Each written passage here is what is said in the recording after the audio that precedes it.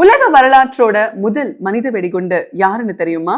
ஏதோ ஒரு வெளிநாட்டு தீவிரவாதி அமைப்புன்னு நினைச்சா அதுதான் தவறு.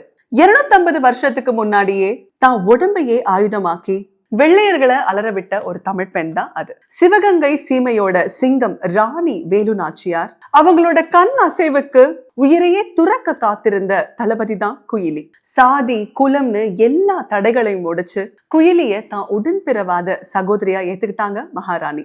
ஆங்கிலேயன் நாட்டை கைப்பற்ற பார்த்தப்போ இந்த 2 பெண்களோட கூட்டணி தான் அவனுக்கு யமனா மாறுச்சுன்னு சொல்லலாம். விஜயதசமி திருவிழா அன்னைக்கு ஆயுதங்கள் எல்லாத்தையும் ஒரு கோயிலுக்குள்ள மறைச்சு வச்சிருந்தாங்க பிரிட்டிஷ்காரங்க. நம்ம குயிலி என்ன பண்ணாங்க தெரியுமா?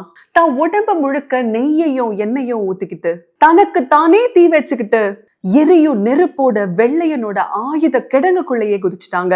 மொத்த வெடிமருந்தும் வெடிச்சு செதறி சாம்பல் ஆயிடுச்சு.